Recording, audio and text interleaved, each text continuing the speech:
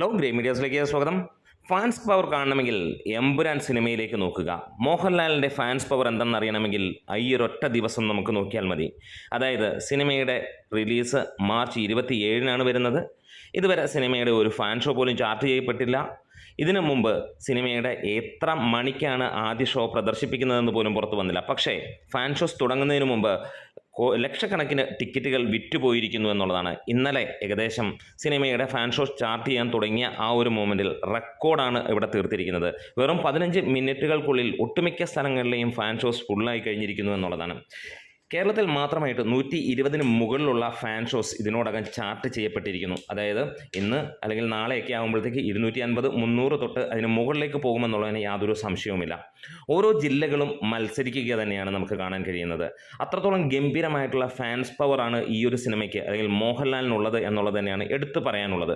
വേറെ ഒന്നുമല്ല, നിമിഷങ്ങൾക്കുള്ളിൽ ഓരോ ജില്ലയിലും മത്സരം കടുപ്പിക്കുന്ന ഒരു കാര്യം തന്നെ. അവർ അങ്ങോട്ടും ഇങ്ങോട്ടും മത്സരിക്കുന്നു എന്ന് തന്നെ പറയാം. ഇപ്പോൾ നമുക്ക് കിട്ടിയ ഡീറ്റെയിൽസ് വെച്ചിട്ട് നമുക്ക് നോക്കാം. ഇനി കേരളത്തിന് പുറത്തും ഇതിലും ശക്തമായിട്ട് തന്നെയാണ് കാര്യങ്ങൾ പോകുന്നത്. തിരുവനന്തപുരമാണ് ഏറ്റവും മുന്നിൽ നിൽക്കുന്നത്. 20-ന് മുകളിലുള്ള ഫാൻ ഷോസാണ് അവിടെ ചാർട്ട് ചെയ്യപ്പെട്ടിരിക്കുന്നത്.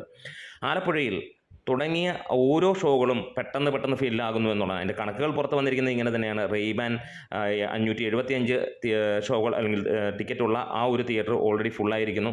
ആലപ്പുഴ സീതാസിൽ 526 സീറ്റുകളാണുള്ളത്, അതും ഫുള്ളായിരിക്കുന്നു. ഇന്നലെ വൈകുന്നേരം 200 സീറ്റുകൾ ബാക്കിയുണ്ടെന്ന് പറയുന്നത് അത് ഫുള്ളായിരിക്കുന്നു.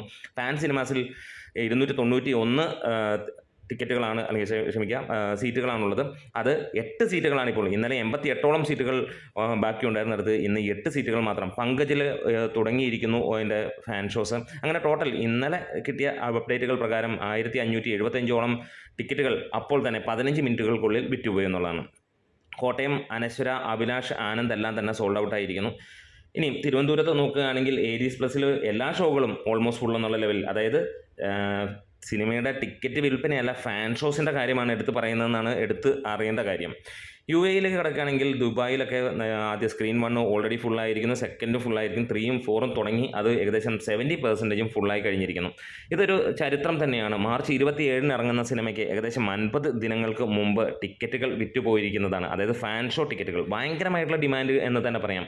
അതായത് അവർ തന്നെ നല്ല ഓർഗനൈസ്ഡ് ആയിട്ട് തന്നെയാണ് മോഹൻലാൽ ഫാൻസ് ഗ്രൂപ്പ് അല്ലെങ്കിൽ all Kerala Mohanlal fans welfare association അവർ ചെയ്യുന്ന കാര്യങ്ങൾ വേറെ ഒന്നുമല്ല. അവർ വളരെ സുതാര്യമായ രീതിയിൽ ഒരു ഗൂഗിൾ ഡാറ്റയും കൊടുത്ത് ആരെ കോൺടാക്റ്റ് ചെയ്യണം, എങ്ങനെ നിങ്ങൾക്ക് ടിക്കറ്റ് ബുക്ക് ചെയ്യാം. കാരണം അത്രത്തോളം ഡിമാൻഡാണ് സിനിമയ്ക്ക് വന്നിരിക്കുന്നത്. അതുകൊണ്ട് തന്നെ അത്ര ഗംഭീരമായിട്ട് തന്നെ അവരത് ചെയ്യുകയാണ്. നല്ല ഓർഗനൈസ്ഡ് സ്ട്രക്ചേർഡ് ആയിട്ടുള്ള ആ ഒരു കാര്യം തന്നെ. അതായത് മോഹൻലാൽ തിയേറ്റർ അപ്ഡേറ്റ്സിൽ നിന്ന് വരുന്ന വാർത്തകളിൽ തന്നെയാണ് നമ്മൾ പറയുന്നത്. അത്ര മികച്ച രീതിയിൽ തന്നെയാണ് പോകുന്നത്. ഇനിയും നമ്മളുടെ തൊട്ടടുത്തുള്ള ഒട്ടുമിക്ക തിയേറ്ററുകളിലും അങ്ങനെ തന്നെയാണ് കാര്യങ്ങൾ ചലിച്ചുകൊണ്ടിരിക്കുന്നത്. മിക്ക സ്ഥലങ്ങളിലും ആദ്യ ദിനത്തെ ടിക്കറ്റുകൾ ഓൾമോസ്റ്റ് എല്ലാ സ്ഥലങ്ങളിലെയും ഫുള്ളാകാൻ തുടങ്ങിയിരിക്കുന്നു.